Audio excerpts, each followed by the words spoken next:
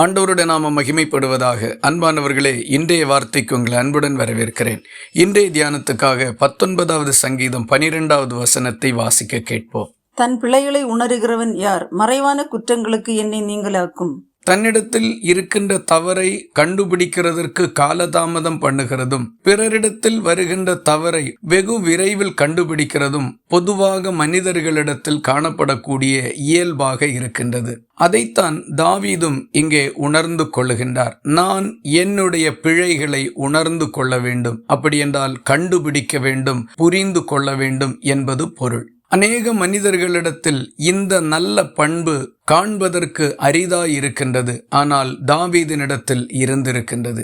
தாவீதின் வாழ்க்கையில் இது ஒரு பேச்சாக அல்லது வெறும் வார்த்தையாக இருக்கவில்லை, அனுபவமாக இருந்திருக்கின்றது.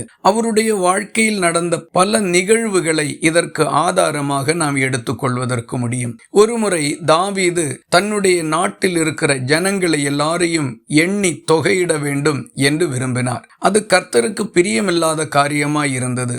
அதன் முடிவிலே தேவன் தாவீதின் மேல் கோபம் உண்டவராகி தேசத்தின் மேல் மிகப்பெரிய வாதை ஒன்று உண்டானது. பல பேர் அதில் அகப்பட்டு மரித்து கொண்டிருந்தார்கள். இந்த அழிவுக்கு காரணமாகிய தூதனை தாவீது கண்டபோது, நான் தான் பாவம் செய்தேன், நான் தான் அக்கிரமம் பண்ணினேன், இந்த ஆடுகள் என்ன செய்தது? உம்முடைய கை எனக்கும் என் தகப்பன் வீட்டுக்கும் விரோதமாயிருப்பதாக என்று விண்ணப்பம் பண்ணினான். பாருங்கள், தன்னுடைய தவறை அங்கே மிக தெளிவாக ஒத்துக்கொள்ளுகின்றார். உடனே தேவனாகிய கர்த்தர் தாவீதுக்கு செவி கொடுத்தார். அந்த தீங்கு நிறுத்தப்பட்டது.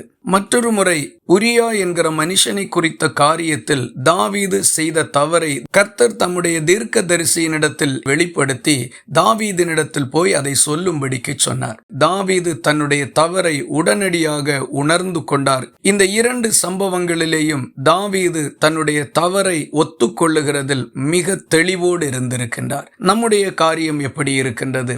நாமே நம்முடைய தவறுகளை சிந்தித்து உணர்ந்து கொள்ள வேண்டும், அல்லது பிறர் சுட்டி காட்டுகின்ற போது ஒத்துக்கொள்ள வேண்டும். ஏதோ ஒரு முறைமையில் அதை உணர்ந்து கொள்ளுவோமானால் நாமும் தாவீதைப் போல கர்த்தருடைய இருதயத்துக்கு ஏற்றவர்களாயிருப்போம். தேவன் நம்மை ஆசீர்வதிப்பார். இந்த வார்த்தைகள் இந்த நாள் முழுவதும் உங்களுக்கு ஒரு ஆசீர்வாதமாய் இருப்பதாக. ஜெபிக்கலாமா? எங்களை நேசிக்கிற அன்பு நிறைந்த நல்ல ஆண்டவரே, நாங்கள் உம்மை நன்றியோடு துதிக்கிறோம். தன் பிழைகளை உணர்கிற மனுஷன் யார் என்கிற கேள்வி இந்த காலை வேளையில் நீர் எங்களுக்கு முன்பாக வைத்திருக்கிறீர். தாவீதை எங்களுக்கு ஒரு முன்னுதாரணமாகவும் நீர் வைத்திருக்கிறீர்.